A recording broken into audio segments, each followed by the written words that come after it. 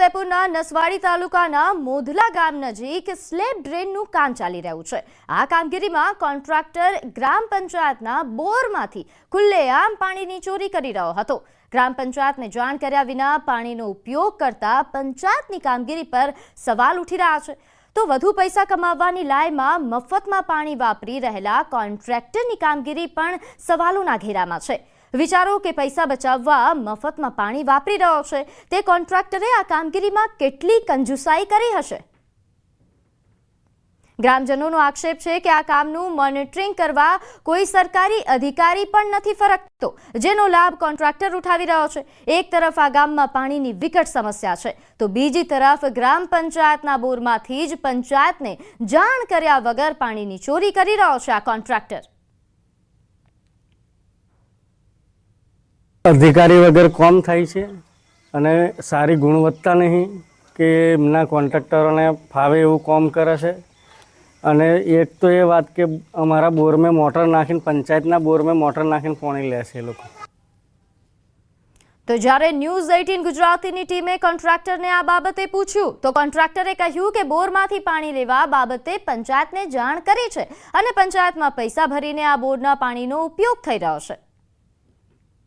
अधिकारी हमारा आवीने गया एसओ ने लोग हमारा पाछा आवशे, बीजी कोई साइड पर गया हशे हमारा आवशे। ना ना चोरी नहीं, अमे एना पैसा भरीने एनु पेमेंट करीने लईए छीए। आ पंचायत ने एने पैसा आपी दीधुं ने अमे सरकारी बोर छे એટલે અમે પંચાયતમાં એનું પેમેન્ટ કરી દઈશું। તો ગામના તલાટીએ કોન્ટ્રાક્ટરની વાતને ફગાવી દીધી। તલાટી ભૂમિ પટેલે કહ્યું કે કોન્ટ્રાક્ટરે પાણી બાબતે પંચાયતની કોઈ પરમિશન નથી લીધી, ના પૈસા ભર્યા। આ બાબતે ચોક્કસથી કાર્યવાહી કરવામાં આવશે। તેના સામે પૂરી કાર્યવાહી કરવામાં આવશે। અમારી જોડે કોઈ મંજૂરી લીધેલી નથી, એ લોકોએ અમને કોઈ જાણ કરી નથી। એ લોકોએ પાણી લીધું છે એના પહેલા પણ। મહત્વનું છે કે કોતર પર રાહદારીઓને અવરજવર કરવામાં તકલીફ ન પડે તે માટે સરકાર દ્વારા 2 કરોડથી વધુના ખર્ચે સ્લેબ ડ્રેન બનાવવામાં આવી રહ્યો છે।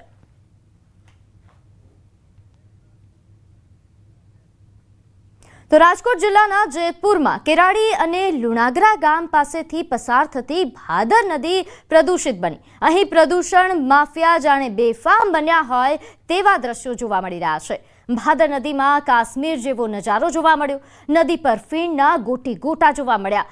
ખેડૂતો આક્ષેપ કરી રહ્યા છે કે ભાદર નદીમાં કેમિકલ યુક્ત પાણી છોડવામાં આવે છે। જો કે અનેક વખત રજૂઆત કરવા છતાં કોઈ કામગીરી થતી ન હોવાનો આક્ષેપ લગાવાઈ રહ્યો છે। આવા કેમિકલ છોડાતા ખેડૂતોના પાક પર પણ અસર થઈ રહી છે। વળી ભાદર નદી પ્રદૂષિત થતી હોવાથી જીપીસીબી કોઈ કાર્યવાહી ન કરતી હોવાનો આક્ષેપ લાગ્યો છે।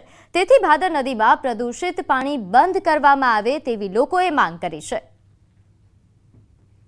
આજે ભાદર નદીની અંદર અમુક જે નગરપાલિકાના જે છે 30% વિસ્તાર જે છે એ હજી પાઇપલાઇનથી જોડાયેલો નથી। હવે એ દેખીતી વાત છે કે જે પાણી તો જે હોય ઓકળામાંથી સીધું એ નદીમાં જ જાય। ડોમેસ્ટિક વેસ્ટ વોટર એમાં ડોમેસ્ટિકમાં જે હોય સલ્ફેટનું પ્રમાણ વધારે હોય એટલે ફોમિંગ થાય। તો ડોમેસ્ટિક વેસ્ટ વોટર આવતું હશે તો ત્યાં અમે જે છે નગરપાલિકાને કહીને જે છે એ બંધ કરાવશું।